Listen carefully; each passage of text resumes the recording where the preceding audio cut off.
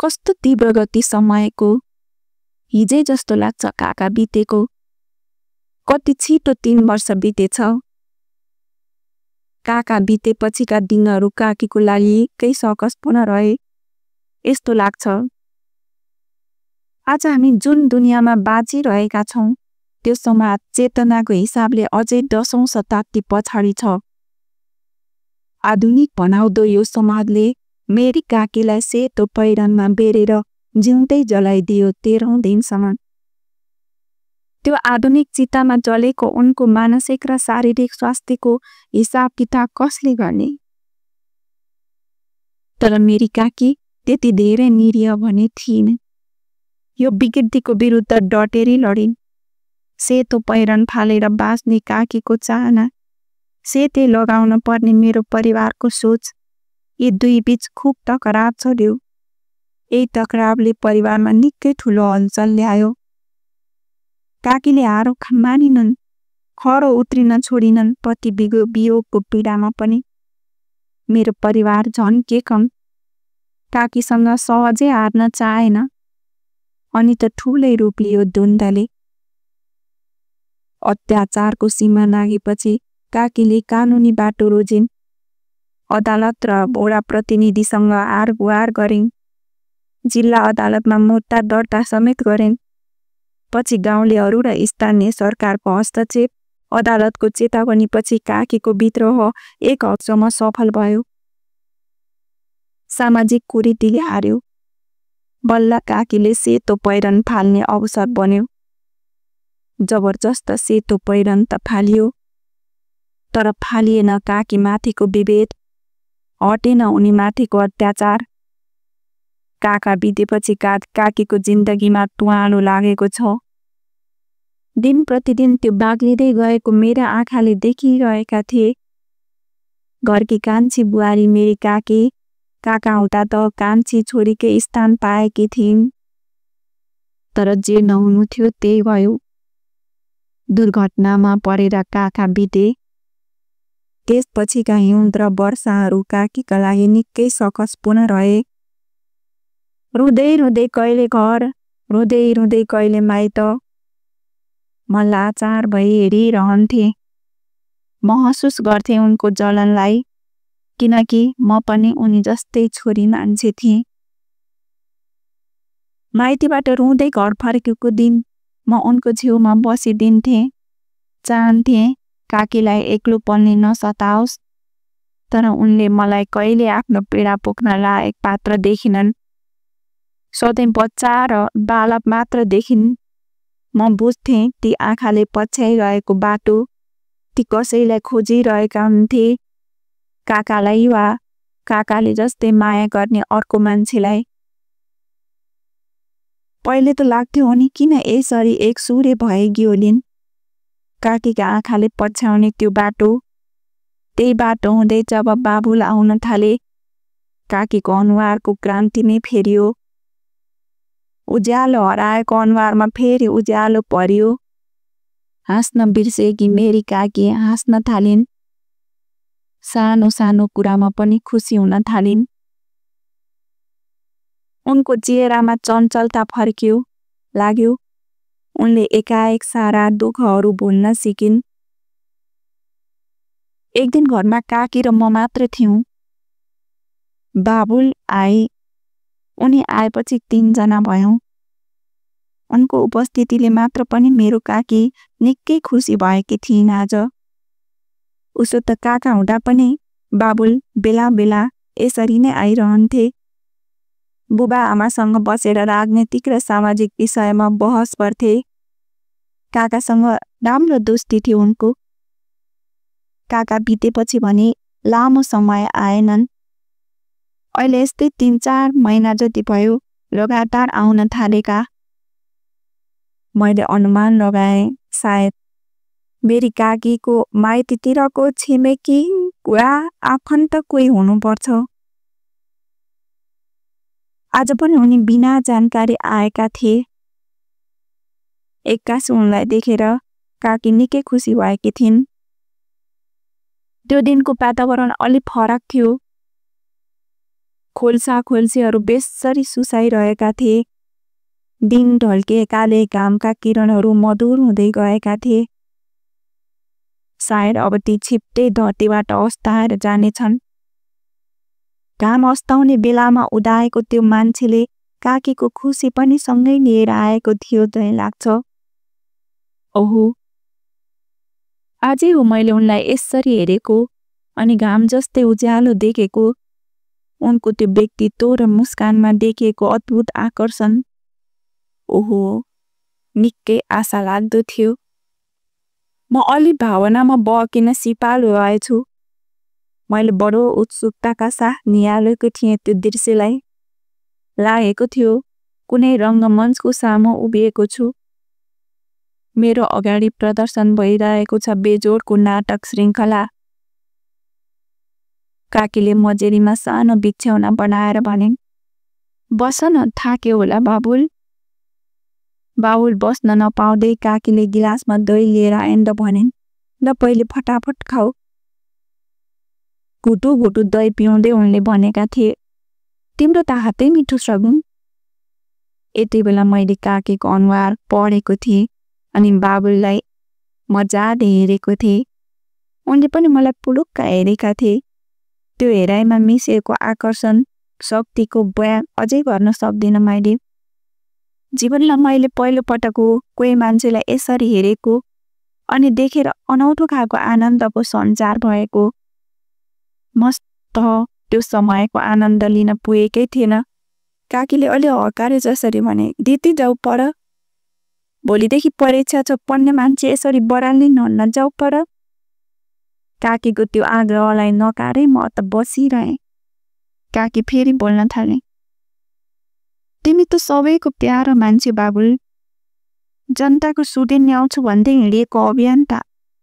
खै यतिका वर्ष बित्यो, आएन र अब त त्यो दिन। भन न बाबुल, मेरो लागि आउँछ कि आउँदैन तिमीले भन्ने गरेको दिन।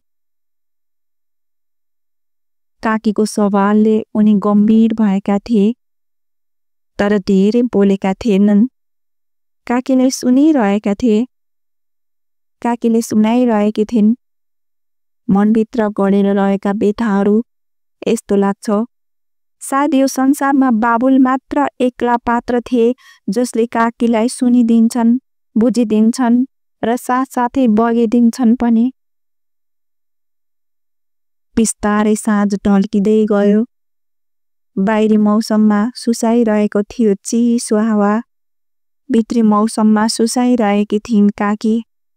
मैले उनलाई बडो ध्यानपूर्वक हेरिरहेकी थिएँ। ध्यानपूर्वक सुनिरहेका थिए बाबुल। एकनास बोलिरहेकी थिइन् काकी। यस्तो लाग्छ आज उनले मनभित्रका सारा पीडाहरू पोख्न चाहेकी छिन्। सुन्ने मात्र होइन, बाबुलले बेला बेला काकीलाई सम्झाउन पनि भ्याउँथे। सबैले गर्नुपर्छ सगुन, सबैले गर्नुपर्छ खराब समयसँग मुकाबिला, अनि पो आउँछ त्यो दिन। उनी हमेसा सुस्तरी बोल्थे। बोलेका शब्द र भावहरू असाध्यै मार्मिक हुन्थे। आवाजमा घोलिएको थियो मिठो आत्मीयता र आँखामा पोखिएको थियो प्रेम। अहो, कस्तरी तान्न सकेको।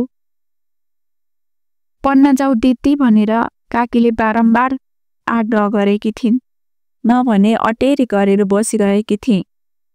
अझै काकीको छेउमा सरेर लुसुक्क परेर अलि पर बसेका थिए बाबुल। मेरो अटेरीपनको अगाडि हारिन् सायद उनले। पछि कर गर्न छोडिन्। अनि मैले निर्धक्कल हेर्न पाएँ नाटकको अर्को श्रृङ्खला। लाग्यो यस्तो रोचक कहानी अधुरै छोड्नु हुँदैन। त्यो प्राकृतिक कथाको पूर्ण पाठ हेरिसक्नुपर्छ मैले। हमेसा कसैलाई आँसु देखाउन नचाहने मेरी काकी आज पनि बेसरी रोएकी थिइन्। बाबुलले अलि ओरा सरेर काकीका आँसु पोछिदिएका थिए र भनेका थिए, फिक्री नगर न सुगुन, फिक्री नगर, पक्कै आउनेछ त्यो दिन जति बेला हामीले सारा बन्धनहरू तोडिसकेका हुनेछौँ। बाबुलले यसो भन्दा काकीको अनुहार अद्भुत तरिकाले चम्किएको थियो। त्यो प्रेमिल दृश्यलाई मैले मनको क्यामेरामा मजाले कैद गरिसकेकी थिएँ। खाना खाएपछि बाबुल फर्किने तयारीमा लागे। बिदाई गर्न काकी अलि पर सनन गइन्। म पनि उनको पछि पछि गएँ। छुट्टिने बेला एक अर्काको हात समातेर उनीहरू खुब रोएका थिए। त्यो दृश्यले निकै भावुक बनायो मलाई। दुवैजनाको आँखाबाट बगेको त्यो आँसु लाग्छ। त्यो आँसु मात्र थिएन, प्रेमको सुन्दर फुलहरू थिए। खोलाभन्दा अलि माथि थियो हाम्रो घर। खोलासम्म गएका थियौँ हामी बाबुललाई पुर्याउन। कलकल बगिरहेका पानीका भुल्काहरूमा मिसिएर बगेका थिए ती दुई आत्माको भित्री चलनाहरू। रातको आगमनसँगै अन्धकारमा फेरिएको बाहिरी वातावरण र निष्पक्ष कालो देखिने फाँटहरू, पूर्वी आकाशबाट अलिअलि उदाउँदै गरेको जुन काकीसँग मुस्किलले छुटेपछि ती फटाफट हिँड्न थालेका थिए। त्यही बेला म भित्र एउटा अनौठो खालको हिम्मत पलाए। मैले एक्कासी बाबुलाई रोके। अङ्कल अङ्कल एकछिन रोकिनुहोस् त, मैले भनेपछि बाबुल टक्क रोके। बडो साहस बटुलेर मैले काकीलाई भने, सायद तपाईँलाई लाग्छ होला दिप्ती सानै छे, यसले केही बुझ्दिन भनेर। काकी बोलिनन् त। फेरि म आफै बोले, म बुझ्छु काकी, म बुझ्छु, सबै कुरा बुझ्छु। अँध्यारोको कारण देख्न सकिन उनको अनुहार। काकी जस्तै बाबुल पनि बोलिनन्। फर्केर आएका उनी ढुङ्गामा थपक्क बसे र लामो श्वास लिए। निकै बेरसम्म मौसम चकमन्न भयो। काकीले आज बाँचेको जिन्दगीलाई नजिकबाट महसुस गरेकी थिए।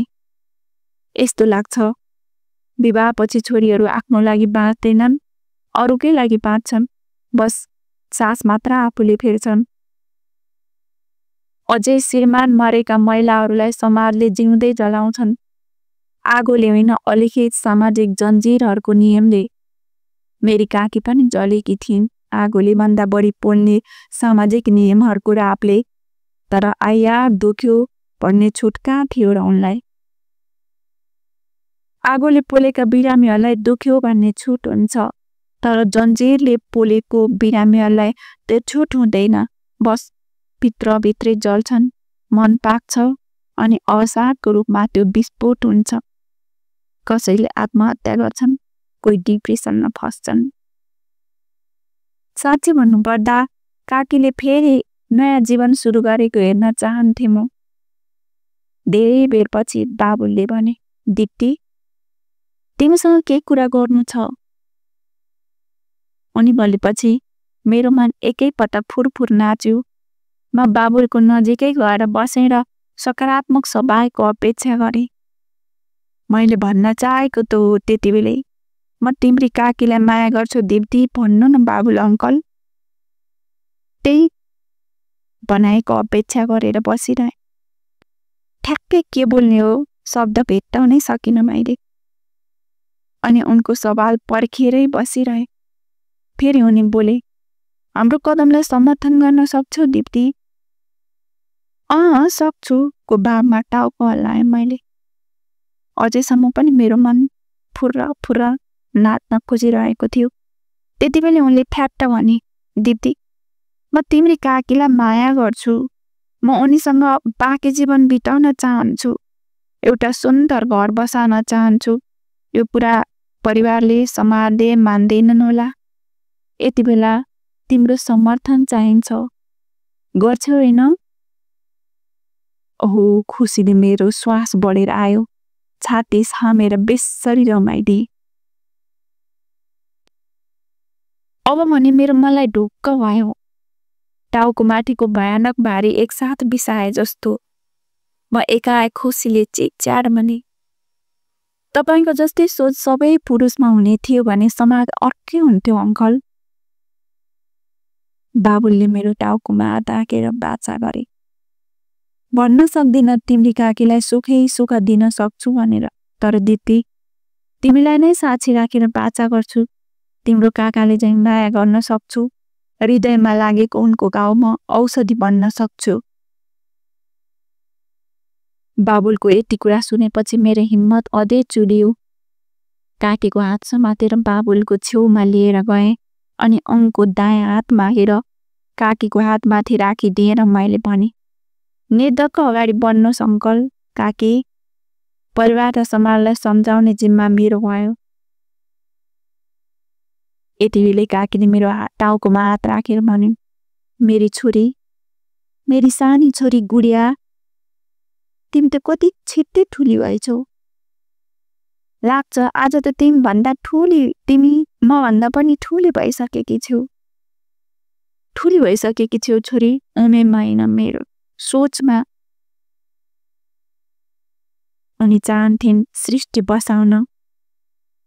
यो उनको प्राकृतिक अधिकार हो र सामाजिक दायित्व पनि। तर विवाह प्रथा